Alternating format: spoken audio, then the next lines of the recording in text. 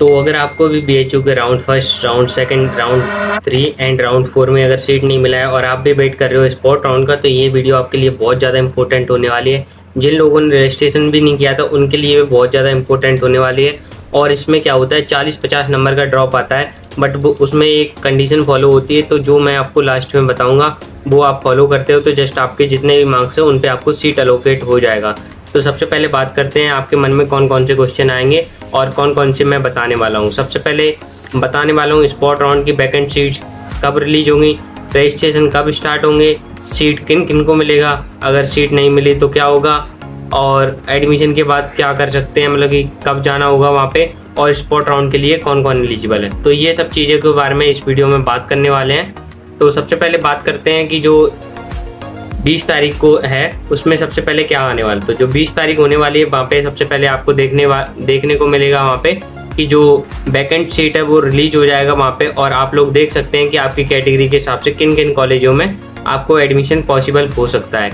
उसके बाद करते हैं वैकेंट सीट जैसे ही रिलीज होती है तो उसमें आपका कोर्स और कॉलेज दोनों बता दिए जाते हैं कि आप इस कॉलेज में और इस कोर्स के में पार्टिसिपेट कर सकते हैं। उस हिसाब से आप अपनी प्रेफरेंस बनाइएगा। अगर आपको प्रेफरेंस बनाना नहीं आता है तो यहाँ पे एक कॉन्टैक्ट डिटेल दी रहेगी जो कि ईमेल आईडी है, सारे लेटर के स्मॉल में है, तो उन पे कांटेक्ट कर सकते हो। फ्री ऑफ कॉस्ट आपको प्रोवाइड की जाएगी जो आपकी प्रेफरेंस लिस्ट होगी।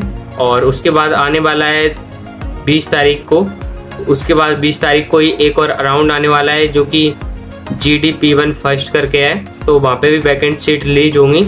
और इसके बाद जो GDPI फर्स्ट है, मतलब कि इसमें होता है ग्रुप डिस्कशन इंटरव्यू होता है, ग्रुप डिस्कशन पर्सनल इंटरव्यू, मतलब कि वो भी रिलीज होने वाला है 20 तारीख को। उसका राउंड फर्स्ट आएगा। इनमें किन बच्चों को सीट मिलेगी ये अगर जानना चाहते हो तो जस्ट GDPI सर्च लिख देना आप, मैं उसके ऊपर डिटेल वीडियो ला दूंगा। और अब बात करते हैं जो स्पॉट राउंड में रजिस्ट्रेशन वगैरह है कब से कब तक स्टार्ट होंगे। बट उससे पहले मैं आपको बता दूं कि स्पॉट राउंड में पार्टिसिपेट करने के लिए आप एलिजिबल हो या नहीं, तो वो भी कुछ चीज़ों पे डिपेंड करता है। अगर आप इनको फुलफिल करते हो या इनमें से किसी में आते हो तो आप रजिस्ट्रेशन में पार्टिसिपेट कर सकते हो। इसका कुछ अमाउंट भी होता है जो आपको पे करना पड़ेगा। तो सबसे पहले बात करें तो सबसे पहला रूल होता है, अगर आपको रेगुलर राउंड में सीट नहीं मिला है तो क्या आप पार्टिसिपेट कर सकते हो या नहीं कर सकते हो। अगर आपको रेगुलर राउंड में सीट नहीं मिला है तो आपको पार्टिसिपेट कर सकते हो स्पॉट राउंड के लिए। अब बात करते हैं स्टूडेंट नंबर 2 की। तो यहाँ पे बात करते हैं स्टूडेंट नंबर 2 की जो कि जिनको सीट मिली थी बट फीस पे नहीं कर पाए थे। तो उन बच्चों की भी बात करेंगे जिन्होंने क्या किया था, फीस पे कर दिया था बट सीट नहीं मिली थी, तो उनको भी यहाँ पे रजिस्ट्रेशन का ऑफर दिया जाता है और वो लोग भी पार्टिसिपेट कर सकते हैं। और कुछ बच्चे ऐसे हैं जिन्होंने अभी तक रजिस्ट्रेशन नहीं किया है, मतलब कि पहले करना भूल गए थे बट अब करना चाहते हैं, तो वो लोग भी पार्टिसिपेट कर सकते हैं भाई। और ऐसे भी कुछ होंगे जो विड्रॉ करके पार्टिसिपेट करना चाहेंगे तो वो भी बिल्कुल पार्टिसिपेट कर सकते हैं। अब बात करते हैं स्पॉट राउंड में भी आपने पार्टिसिपेशन कर लिया, देन उसके बाद स्पॉट राउंड कब आने वाला है ये तो बता दो। बट ये अगर आप रजिस्ट्रेशन भी कर लेते हो तो उसके बाद भी ऐसा कुछ नहीं है कंफर्म कि आपको सीट मिलेगा। उसके लिए मैं आपको एक स्ट्रेटजी बताऊंगा, वो आपको फॉलो करनी है, तो उसके बाद आपका जो सीट मिलना है वो कंफर्म हो जाएगा। तो उसके बाद आपको बताते हैं कि जो जो रजिस्ट्रेशन की डेट है वो कब शुरू होगी। जो रजिस्ट्रेशन की डेट है वो स्टार्ट होने वाली है यहाँ पे 21 से 24 तारीख को, मतलब कि 21 अगस्त से 24 अगस्त तक जो आपकी डेट होने वाली है उसमें आपको स्पॉट राउंड रजिस्ट्रेशन देखने को मिलेगा। बट ये भी इम्पोर्टेंट नहीं है, इससे आगे भी बहुत इंपॉर्टेंट चीज़ बताने वाला हूँ कि आप वहाँ पे कब जा सकते हो। तो आप वेट कीजिए थोड़ा सा। यहाँ पे जो स्पॉट राउंड का जो रजिस्ट्रेशन होगा 21 से 24 के बीच में कर लेना। कुछ लोग क्या करते हैं, टाइम कर देते हैं, इस वजह से क्या होता है उनका एलोकेशन नहीं हो पाता, वो लोग प्रेफरेंस ही नहीं बना पाते या कुछ प्रॉब्लम हो जाती है, इस वजह से रजिस्ट्रेशन नहीं कर पाते। अच्छा खासा गैप दिया है तो रजिस्ट्रेशन ध्यान से कर लेना। अब बात करते हैं स्पॉट राउंड का, राउंड 1 कब आएगा, जिसका सबको वेट है। देखो फर्स्ट राउंड में अच्छा खासा ड्रॉप देखने को मिलता है, चाहे वो कोई भी कोर्स हो, कम से कम 20-30 नंबर का ड्रॉप मिलता है, जो कि SC कैटेगरी के लिए होता है। 40-50 का गैप मिलता है ST कैटेगरी के लिए, एंड OBC जनरल के लिए, जैसे OBC कैटेगरी है तो उनमें 15-20 नंबर का ड्रॉप देखने को मिलता है और जनरल में 10-15 तक देखने को मिलता है।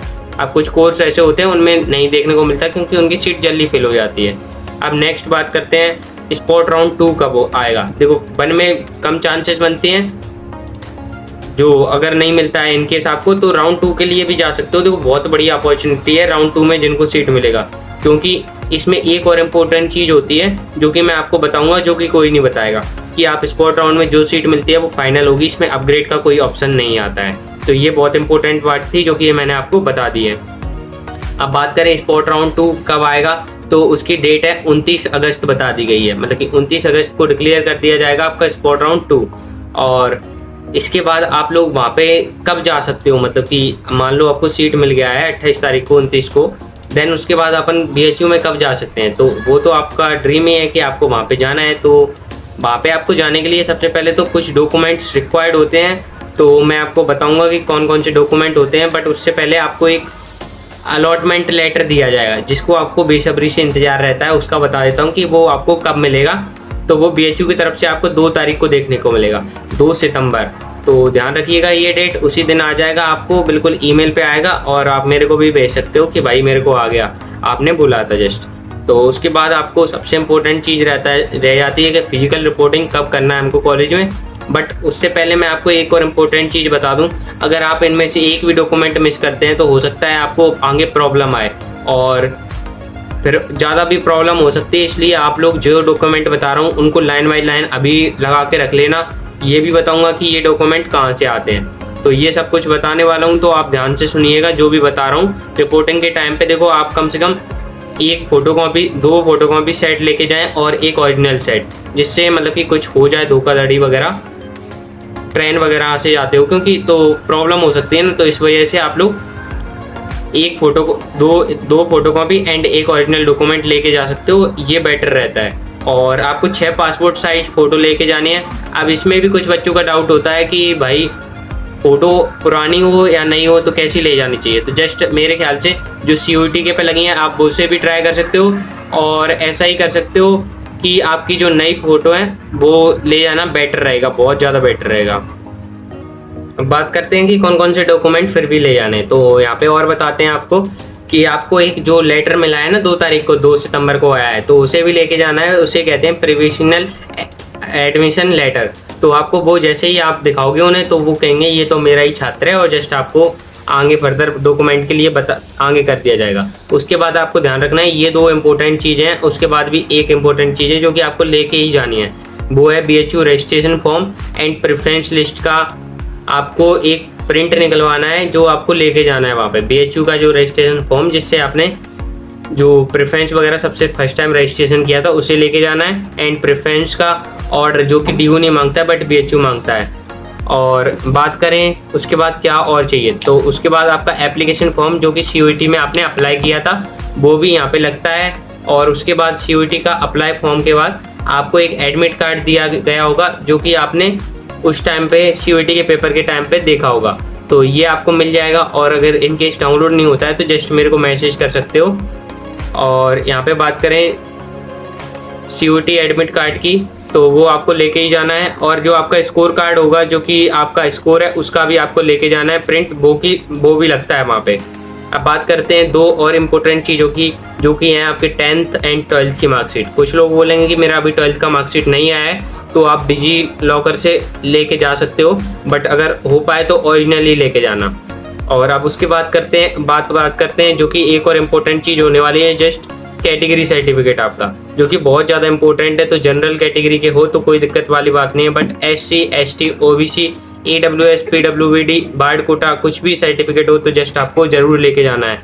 उसके बाद मेन होता है एक ट्रांसफ़र सर्टिफिकेट जो कि होता है आपकी TC, जो कि प्रिंसिपल सर वहाँ से करते हैं, तो वो भी लेके जाना है। अगर माइग्रेशन सर्टिफिकेट है तो ये ऑप्शनल है, तो लेके जाना हो तो जा सकते हो, अगर हो पाए आप पे कंडक्ट तो लेके जा सकते हो। और ये आपको डिजी लॉकर पे मिल जाएगा माइग्रेशन सर्टिफिकेट, इसको ज़्यादा देखने की प्रॉब्लम नहीं पड़ेगी आपको। अब बात करें कैरेक्टर सर्टिफिकेट जो कि आपका वो स्कूल वाले अप्लाई करते हैं, मतलब कि स्कूल वाले देते हैं आपको कि आपका कैसा बिहेवियर रहा उस बेसिस पे।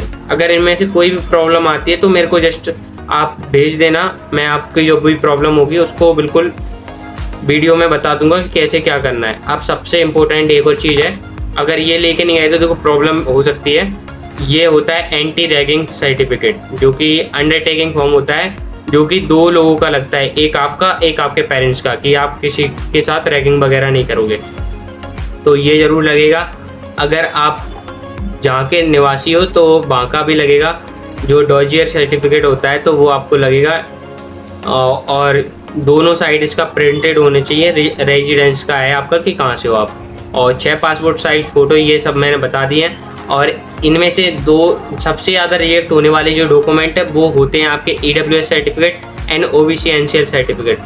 अगर आपका EWS सर्टिफिकेट है तो 1 अप्रैल के बाद का होना चाहिए, अगर OBC NCL है तो 1 जनवरी या 1 जनवरी से बाद का होना चाहिए। और ध्यान रखना कि 10 सितंबर लास्ट डेट है जो रिपोर्ट करने की, तो उससे पहले ज़रूर करें। और आपको कॉलेज में कब रिपोर्ट करना है तो जस्ट आपको बताए थे 3 से 5 तारीख के बीच में आपको वहाँ पे रिपोर्ट करना है। अगर आप इतने को नहीं करते हो तो प्रॉब्लम हो सकती है। इस PG में ऐसे ही 300 बच्चे के जो थे रिजेक्ट हो गए थे फॉर्म, तो उनका एडमिशन भी कैंसिल हो गया था। तो आपको ध्यान रखना है 3 से 5 तारीख के बीच में आपको जाना है वहाँ पे और डॉक्यूमेंट सबमिट करने हैं आपके। तो थैंक यू। अगर वीडियो अच्छा लगा हो तो लाइक कर देना एंड कमेंट में लिख देना अगर आपको जानना है कि GDPI मतलब कि ग्रुप डिस्कशन और पर्सनल इंटरव्यू किसके लिए होता है, तो कमेंट कर देना बस। थैंक यू दोस्तों।